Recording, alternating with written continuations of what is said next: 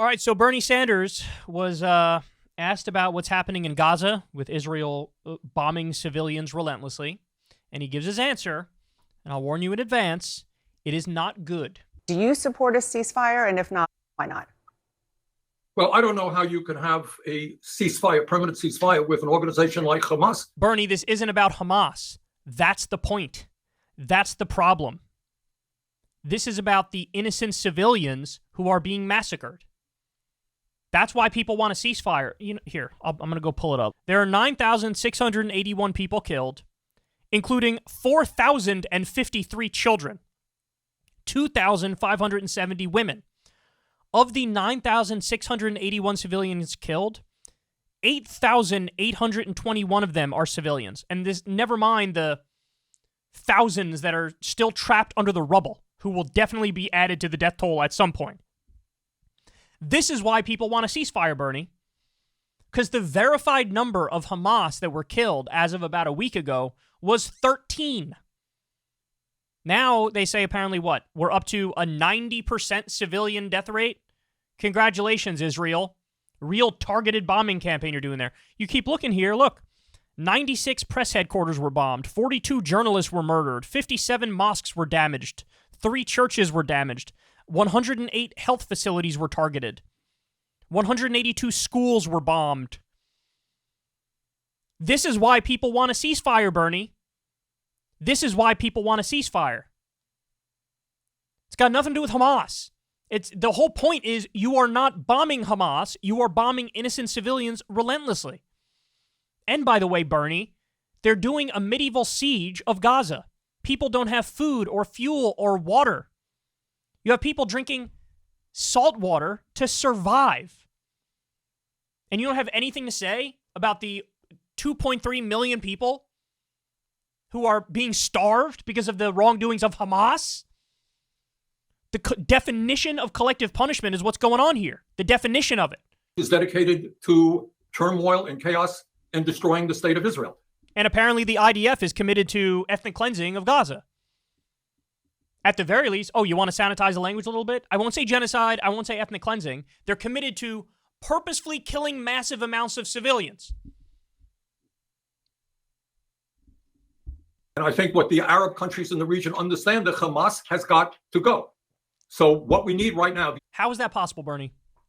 How is that possible? What can we possibly do to get Hamas out of power? I know what Israel says. If we just bomb relentlessly and kill civilians left and right, we'll just pretend like we're going after Hamas as we do that.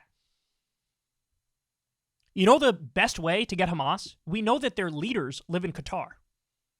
Pay off the government of Qatar, go send in special forces, and either arrest them and bring them to the criminal court, or put a bullet right here for the Hamas leaders. I'd rather have 7 dead Hamas members than 9,000 dead innocent Palestinians. But that's the answer, and you don't bring that up.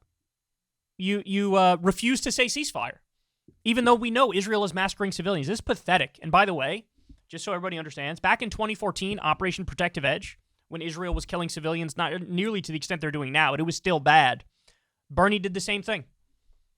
Bernie did the same thing. He didn't come out and forcefully say, ceasefire now, this has to stop. He was sort of taking a progressive sounding posture in defense of Israel. Has got to go. So what we need right now, the immediate task right now, is to end the bombing, to end the horrific humanitarian disaster, to go forward with the entire world for a two-state solution to the question. Oh, what a Freudian slip that was. We need a two-state solution. Jesus Christ. To give the Palestinian people hope.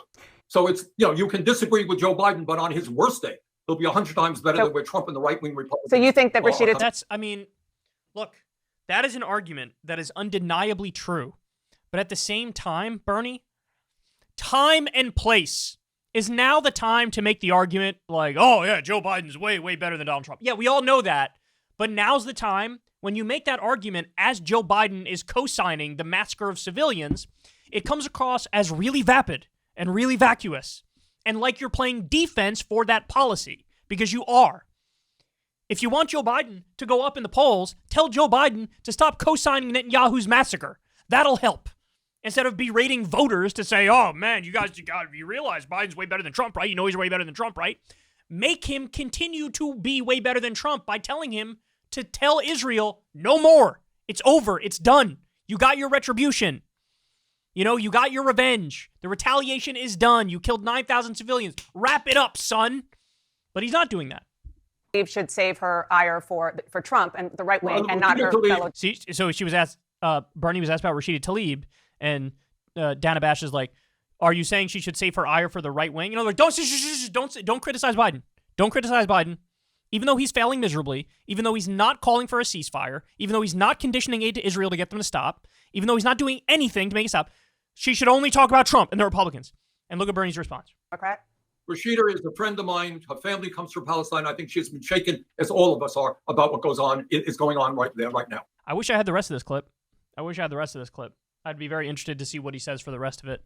But, look, the fact of the matter is, he's asked if there should be a ceasefire, and he basically says no.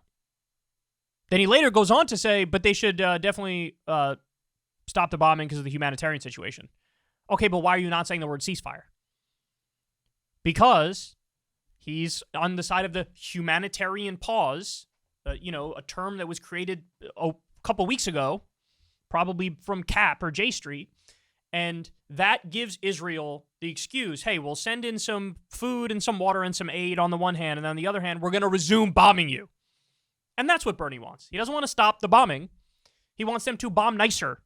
He wants a little pause and then go right back to it. Again, I'll play it for you one more time. For anybody who thinks I'm not being fair to Bernie, listen one more time to the beginning. Do you support a ceasefire? And if not, why not? Well, I don't know how you can have a ceasefire, permanent ceasefire, with an organization like Hamas. That's a no. Bernie's for a humanitarian pause, which means stop for a little and then go back to bombing. He is not for a ceasefire.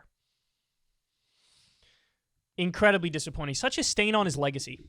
Because this is one of those instances where there are aspects of this, of the Israel-Palestine situation, I don't know why I can't talk, that are complicated, of course. But then there's also some things that are really, really simple. One of the things that's really, really simple, war crimes are bad. Killing civilians on purpose is bad. That's why what Hamas did to Israeli civilians on October 7th was hideous and grotesque. And that's also why the IDF purposely targeting civilian centers in response to it is equally disgusting and egregious. But he doesn't see it that way.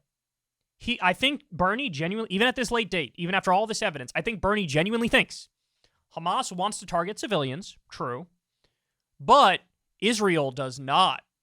And any civilians they get are just collateral damage, and since they mean well and they're better people, therefore they get a little more leeway. I think this is how Bernie really thinks.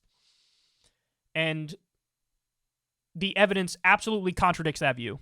It's not even evidence, it's proof at this point. If they were being targeted, they wouldn't have cut off food, fuel, and power to over 2 million people. They wouldn't have as many civilian casualties as they have. They wouldn't have as many dead children as they have. Wake up, Bernie. This is pathetic. Hey, y'all, do me a favor and like and subscribe. It helps out big time in the algorithm. Click the bell as well for notifications when videos drop, and watch that video on screen right now. You know you want to.